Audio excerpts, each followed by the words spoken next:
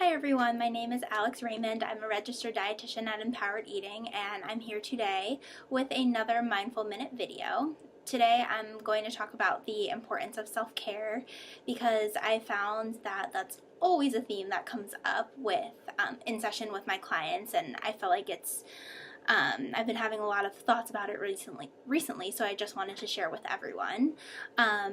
Today I'm going to talk a little bit about how you can go about building your self-care toolbox, which is basically just a list of different things that you can turn to when you're feeling really stressed out, or when you need time to take care of yourself. And firstly, I did want to talk about why you should practice self-care every single day, even if it's just for 10 minutes. I kind of like to think of it as a fire drill.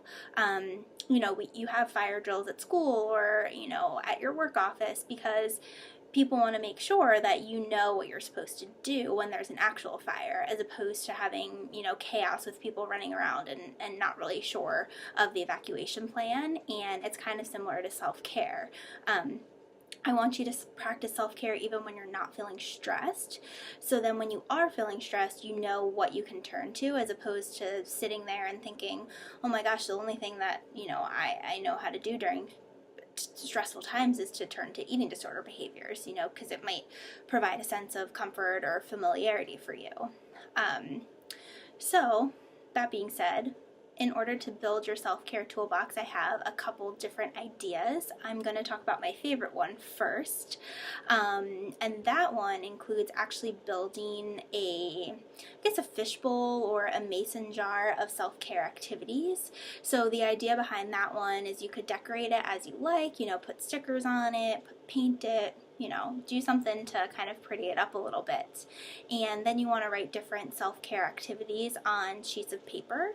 So if you really don't know what to do for self-care, you can kind of challenge yourself to pick from the fishbowl and say, okay, today I'm supposed to write in my journal for 10 minutes, and try out that activity and see how it feels.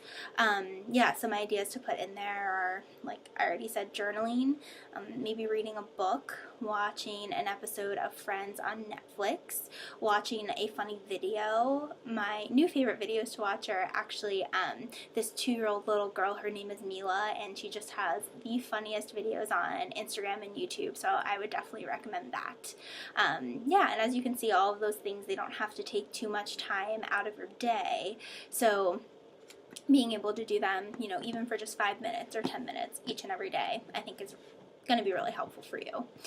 The next idea is to kind of keep a self-care journal, throughout the day. Maybe write down just little observations about self-care or little things that you were able to do to relieve some of your stress or take care of yourself mentally, physically, and emotionally. So for example, let's say you're going throughout your day and you said, hey, I actually remembered to pack my lunch today, and that was the first time that I have in a while. That's a form of self-care, right? Because eating and physical self-care is really the most basic form.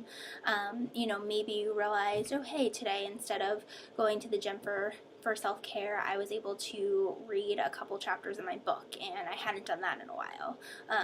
Just little observations and patterns that you might recognize. The last thing that I thought of to kind of help with self-care is to develop a checklist. So have a list of, a bunch of different self-care activities that you've done, and then maybe just plan on practicing one of those every day for that week.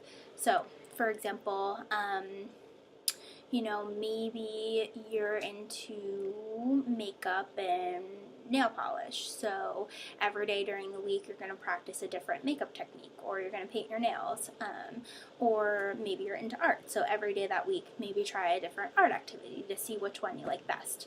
So just little things like that, I feel like is going to be one way that you can learn and build different tools that are going to work, in really stressful times. Thanks so much for listening to my video on self-care. I really encourage you to take a look at the information on this blog to get more ideas and just to reiterate some of the points that I talked about. So again, I'm Raymond from Empowered Eating, and this is a Mindful Minute.